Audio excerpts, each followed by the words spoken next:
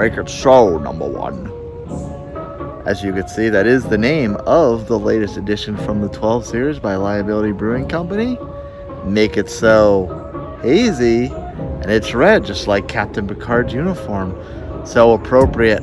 Why don't we find out just how hazy this gets right after the theme song.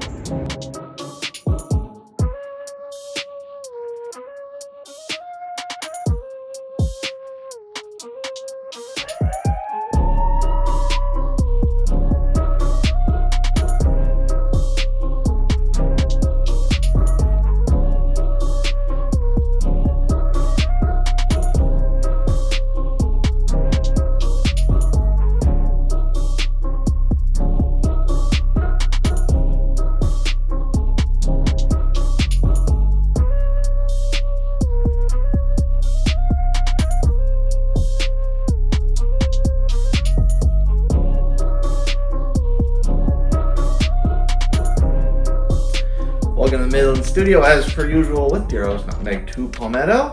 So ends 1 week of Liability 12 beers. So ends the next week of Liability 12 beers. Finish out this little hoarding I've been doing of the Liability Secret Society of Secret Brews. This one, you know, it's a big, bold, red can. Actually, I did not miss anything in between my last ones and this one, because this is 12 series number 6. And if you'll remember, last week we had 3, 4, and 5. So didn't miss anything in between this one. We will catch some ones I missed towards the end of the week, though, unfortunately. It does have not a large amount of check-ins on Untapped, but a large amount compared to the beers we reviewed last week. 160 total, 125 unique, of which 112 are ranked, and it checked in pretty respectively with a 397 global ranking. This one was brewed in collaboration with Alan Truesdale. Ironically enough, another Alan, as I'm rocking right now, my sexy One Flight Down basement beer tasting swag. This does check in at 6.7 alcohol percentage. No IVs are listed. The aroma is fresh cut cantaloupe, orange pith, and kiwi. The flavor, tropical fruit, orange bitters, and overripe mango. There's nothing extra special on the can. The ABV is confirmed. It's the standard 12 logo with the Mortal Wombat logo in the center. So, what did we do? We did a porter, we did a brown, and we did a lager, and now we're gonna do hazy. So, we're definitely hitting all the boxes so far, and I think we'll check even more boxes before the week is over. But before we get that, let's not waste any more time on this. Crack it open and see what she's like.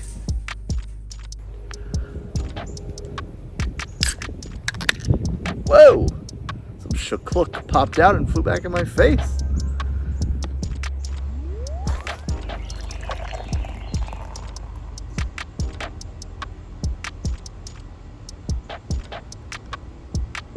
Ooh.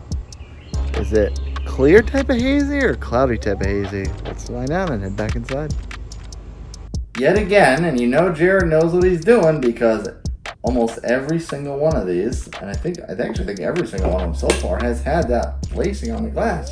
And it gives me that bittersweet feeling when I have to top the beer off and I know, okay, got more beer, but I lost all that lacing. Anyway, head-wise, looks like a finger and a half. Actually, technically a little less than that, because it's not quite at the top of the glass. It is a rich, milky, white type of color on it. There is a significant amount of light getting through it.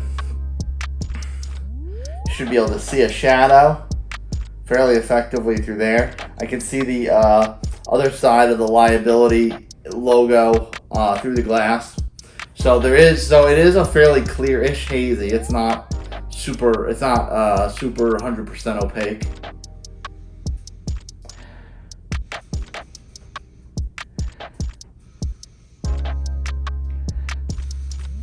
Definitely cantaloupe.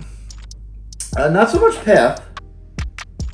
It definitely has more of that sweet tropical note to it than any kind of bitter pith aroma. There is something, although there is something very sweet and tropical, so it's probably the kiwi. But the cantaloupe is definitely detectable. It smells very, very good, very divine. Let's not waste any more time and take a sip.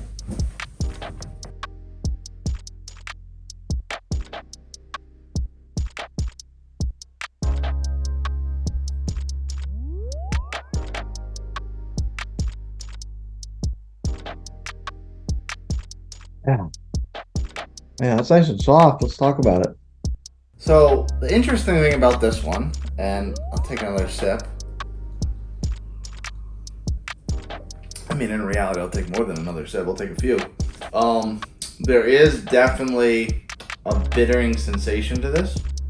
It's not naturally bitter, but it's kind of a growing bitterness as you work through it, as you drink it. The tropical, it smelled more tropical to me than it tasted. It does have a little bit of an overripe something.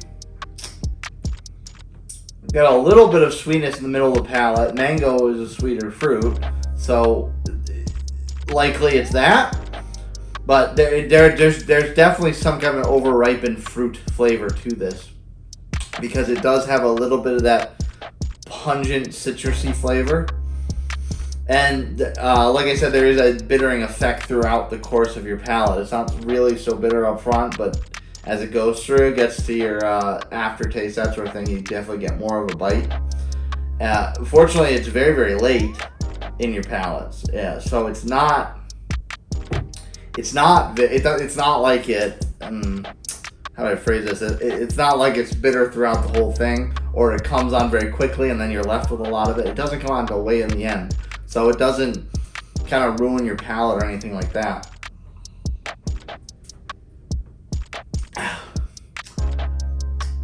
I think it stacks up to how they described it.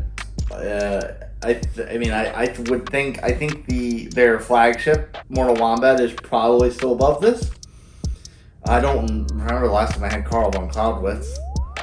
Actually, it's possible I never had Carl von Cloudwitz, because I don't think I realized it was a hazy right away, because it doesn't sound like it's a hazy. So I may not have actually ever had that one, but I've certainly had my fair share of Mortal Wombat.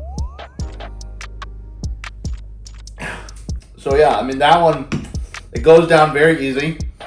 The mouthfeel is on the thin side of medium, so it's not very heavy at all.